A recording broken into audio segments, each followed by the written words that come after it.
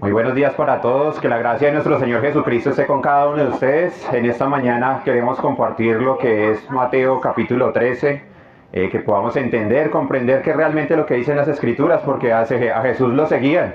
Cuando lo seguían ellos eran porque querían escuchar la palabra de verdad. La palabra era Dios mismo por medio de Jesucristo, que quería llegar a los corazones endurecidos de cada uno de los que estaban compartiendo en ese momento con Él. Lo seguían porque Él manifestaba milagros, y lo seguían porque Él era la palabra de vida. Solamente Él tenía las palabras de vida, ¿sí? Por eso ellos escuchaban sus enseñanzas. Hoy en esta mañana el mensaje sigue siendo el mismo, para que el que tenga oídos, que oiga lo que dice la palabra, y que entienda lo que dice la palabra, ¿sí? Porque muchas veces podemos tener oídos, pero no los abrimos al Señor. Preferimos cerrar nuestros oídos y entregarlos realmente al enemigo, a la oscuridad.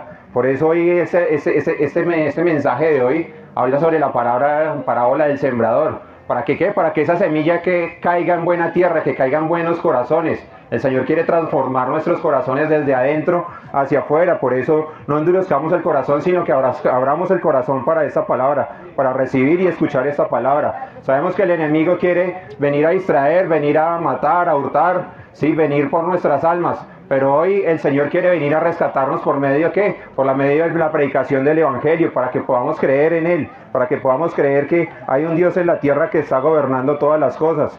Él nos enseñó mucho que es el reino del cielo, ¿sí? El reino del cielo es como el trigo y la cizaña. Ambos pueden crecer al mismo tiempo, ¿no es cierto? Pero solamente cuando llega la cosecha es cuando se identifican claramente cuál es la diferencia entre el uno y el otro. Por eso hoy estamos invitados a recibir la palabra de verdad, para que no seamos engañados y no crezcamos en mala tierra, ¿sí? También es como la semilla de mostaza, que es algo muy pequeño, pero llega a ser un gran árbol. Eso es el reino de los cielos. El reino de los cielos es para que nosotros podamos disfrutar de Él, ¿sí? Él es como el tesoro escondido.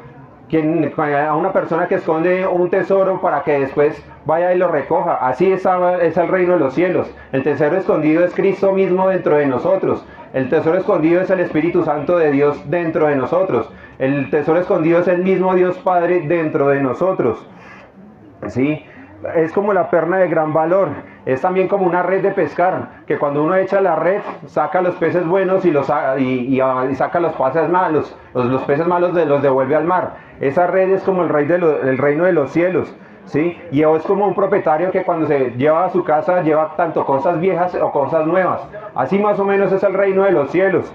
Por eso hoy la palabra es para que escuchamos y entendamos lo que dice el Señor, porque algún día va a ser separado tanto el trigo como la cizaña, y para eso el Señor va a usar a los ángeles, para poder sacar todo el pecado que haya dentro de nosotros, y al hombre pecador realmente dice la palabra que terminará en el horno ardiente, donde será el llanto y el rechinar de dientes, ¿sí? Por eso dicen que uno viene hasta acá, pero nadie dice, como dice la palabra, nadie es profeta en su tierra. A Jesucristo tampoco lo reconocían como profeta, ni siquiera por su propia familia, ¿sí? Veían que alrededor todos sus amigos y todo eso con que crecieron decían, no, ¿acaso no este es Jesús? ¿No es el hijo del carpintero? ¿No está Simón? ¿No está José? ¿No está Santiago y Judas con nosotros? ¿No están las hermanas de él con nosotros? Ellos no quisieron creer en la predicación. Por eso, para que nosotros seamos seguros, vamos a leerla para el Mateo capítulo 13, que dice: más tarde ese mismo día Jesús salió de la casa y entró y se sentó junto al lago. Pronto se reunió una gran multitud alrededor de él, así que entró en una barca, se sentó allí y se sentó mientras que la gente estaba de pie en la orilla. Contó muchas historias de forma de parábola, como la siguiente: escuchen, un agricultor salió a sembrar. A medida que esparcía las semillas por el campo, algunas cayeron sobre el camino y los pájaros vinieron y se las comieron. Otras cayeron en la tierra poco profunda con roca debajo de ella. Las semillas germinaron con rapidez porque la tierra era poco profunda. Pero pronto las semillas se marchitaron bajo el calor del sol y como no tenían raíces profundas, murieron. Otras semillas cayeron entre los espinos, las cuales crecieron y ahogaron los brotes. Pero estas semillas cayeron en tierra fértil y produjeron una cosecha que fue 30, 60 y hasta 100 veces más numerosa de lo que se había sembrado. El que tenga oídos para oír, que escuche y entienda. Sus discípulos vinieron y le preguntaron: ¿por qué usas parábolas cuando hablas con la gente? A ustedes se les permite entender estos secretos del reino de los cielos, les contestó, pero a otros no. A los que escuchan mis enseñanzas se les dará más comprensión y tendrán conocimiento en abundancia, pero a los que no escuchan se les quitará aún lo que entiendan, Por eso uso esas parábolas. Pues ellos miran, pero en realidad no ven. Oyen, pero en realidad no escuchan ni entienden. De esa forma se cumple la profecía de Isaías que dice: cuando ustedes oigan lo que digo, no entenderán. Cuando vean lo que hago, no comprenderán. Pues el corazón de este pueblo está endurecido, y sus oídos no pueden oír. Han cerrado los ojos, así que sus ojos no pueden ver, y sus oídos no pueden oír, y su corazón no puede entender, y no puede volverse a mí para que yo los sane. Pero benditos son los ojos de ustedes porque ven, sus oídos porque oyen. Les digo la verdad, muchos profetas, muchas personas justas anhelaron ver lo que ustedes ven, pero no lo vieron. Anhelaron oír lo que ustedes oyen, pero no lo oyeron. Escuchen ahora la explicación de la parábola acerca del agricultor que salió a sembrar. Las semillas que cayeron en el camino representan a los que oyen el mensaje del reino y no lo entienden. Entonces viene el maligno y arrebata la semilla que fue sembrada en el corazón. Las semillas que sobre la tierra rocosa representan a los que oyen el mensaje y de inmediato lo reciben con alegría. Pero como no tienen raíces profundas, no duran mucho. En cuanto tienen problemas o son perseguidos por creer en la palabra de Dios, caen. Las semillas que cayeron entre los espinos representan a los que oyen la palabra de Dios. Pero muy pronto el mensaje quedará desplazado por las preocupaciones de esta vida y el atractivo de la riqueza, así que no produce ningún fruto. Las semillas que cayeron en la buena tierra representan a los que de verdad oyen y entienden la palabra de Dios y producen una cosecha de 30, 60 y hasta 100 veces más numerosa de lo que se había sembrado. Parábola del trigo y la maleza. La siguiente es otra historia que contó Jesús. El reino del cielo es como un agricultor que sembró una buena semilla en su campo. Pero aquella noche, mientras los trabajadores dormían, vino su enemigo, sembró hierbas malas entre el trigo y se escabulló. Cuando el cultivo se comenzó a crecer y a producir granos, la maleza también creció. Los empleados del agricultor fueron a hablar con él y le dijeron: Señor, el campo donde usted sembró la buena semilla está lleno de maleza. ¿De dónde salió? Esto es obra del maligno, exclamó el agricultor. ¿Arrancamos la maleza?, le preguntaron. No, contestó el amo. Si lo hacen, también arrancarán el trigo. Dejen que ambas cosas crezcan juntas hasta la cosecha. Entonces le diré a los cosechadores que separen la maleza y aten en manojos y la quemen y pongan el trigo en el granero. Parábola de la semilla de mostaza. La siguiente es otra ilustración que usó Jesús. El reino del cielo es como una semilla de mostaza sembrada en un campo. Es la más pequeña de todas las semillas, pero se convierte en una planta más grande del huerto. Crece hasta llegar a ser un árbol y vienen los pájaros y hacen nidos en las ramas. Parábola de la levadura. Jesús también usó la siguiente ilustración. El reino de los cielos es como la levadura que utilizó una mujer para hacer pan. Aunque puso solo una pequeña porción de levadura en 3 medidas de harina, la levadura impregnó toda la masa.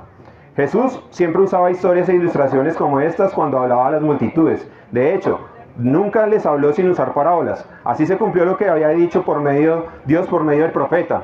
Les hablaré en parábolas, les explicaré cosas escondidas desde la creación del mundo.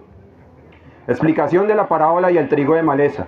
Luego Jesús dejó a las multitudes afuera y entró en la casa. Sus discípulos le dijeron: por favor, explícanos la historia de la maleza en el campo. Jesús les respondió: el Hijo del Hombre es el agricultor que siembra la buena semilla. El campo es el mundo, y la buena semilla representa a la gente del reino. La maleza representa a las personas que pertenecen al maligno. El enemigo sembró la maleza entre el trigo, el que sembró la maleza entre el trigo es el diablo. La cosecha es el fin del mundo, y los cosechadores son los ángeles. Tal como se separa la maleza y se quema en el fuego, así será el fin del mundo. El Hijo del Hombre enviará a sus ángeles, y ellos quitarán del reino todo lo que produzca pecado, a todos aquellos que hagan lo malo, y los ángeles arrojarán al horno ardiente, donde habrá llanto y rechinar de dientes. Entonces los justos brillarán como el sol, y el reino de su Padre. El que tenga oídos para oír, que escuche y entienda. Parábolas del tesoro escondido y de la perla. El reino del cielo es como un tesoro escondido que un hombre descubrió en su campo. En medio del entusiasmo lo escondió nuevamente y vendió todas las posesiones a fin de juntar el dinero suficiente para comprar el campo. Además, el reino del cielo es como un comerciante en busca de perlas de primera calidad. Cuando descubrió una perla de gran valor, vendió todas sus posesiones y la compró. Parábola de la red para pescar. También el reino del cielo es como una red para pescar que se echó al agua y atrapó toda clase de peces. Cuando la red se llenó, los pescadores la arrastraron a la orilla. Se sentaron y agruparon los peces buenos en cajas, pero desecharon los que no servían. Así será el fin del mundo. Los ángeles vendrán y separarán a los perversos de los justos, y arrojarán a los malos en el horno ardiente, donde habrá llanto y rechinar de dientes. ¿Entienden todas estas cosas? Sí, les dijeron, las entendemos. Entonces añadió, todo maestro de la ley religiosa que se convierta en un discípulo del reino del cielo es como un propietario de una casa que trae de su depósito joyas de la verdad, tanto nuevas como viejas. Jesús es rechazado en Nazaret. Cuando Jesús terminó de contar estas historias e ilustraciones, salió de esta región, regresó a Nazaret, salió su pueblo. Cuando enseñó allí, en la sinagoga, todos quedaron asombrados y decían, ¿de dónde saca esa sabiduría y el poder para hacer milagros? Y se burlaban. No es más que el hijo del carpintero y conocemos a María, su madre, y a sus hermanos, Santiago, José, Simón y Judas. Todas sus hermanas viven aquí mismo entre nosotros. ¿Dónde aprendió todas estas cosas? Se sentían profundamente ofendidos y se negaron en creer en él. Entonces Jesús les dijo, un profeta recibe honra en todas partes, pero menos en su propio pueblo, entre su propia familia. Por lo tanto, hizo unos pocos milagros allí debido a la incredulidad de ellos. Aquí vamos a presentar lo que es el plan de salvación.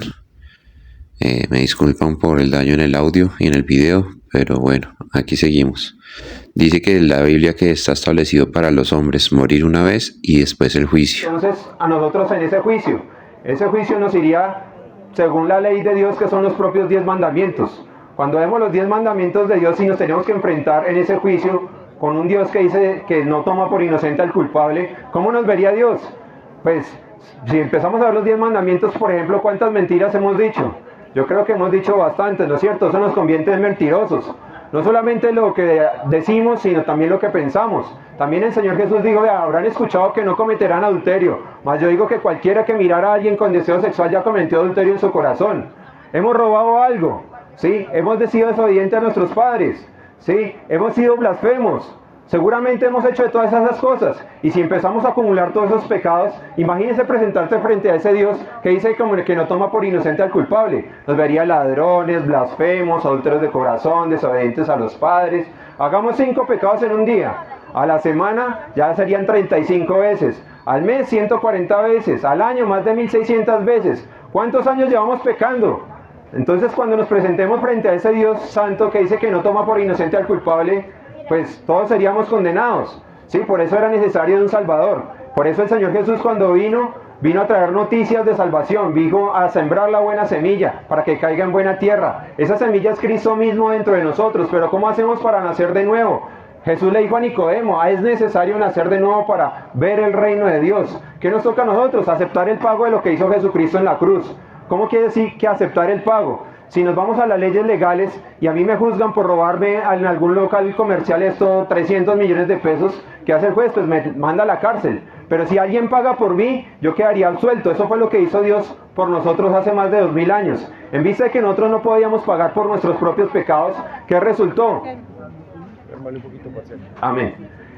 ¿Qué resultó? ¿Qué terminó pasando? Pues Él vino aquí a morir por nosotros. ¿Por qué? Porque nosotros necesitábamos de la salvación de Él.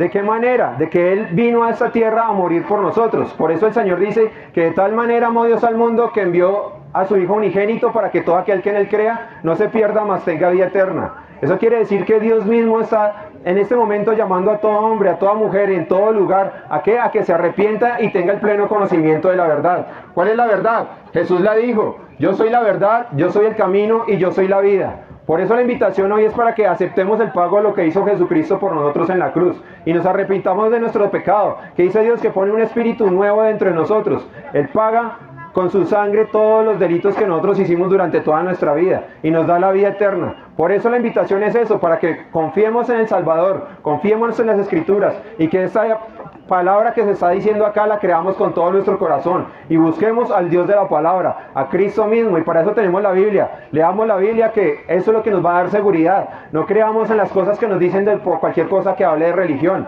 Creamos lo que dice la palabra. La palabra es Dios mismo dentro de nosotros, representada por Jesucristo. Dios los bendiga, que la gracia de nuestro Señor Jesucristo esté con todos y cada uno de ustedes.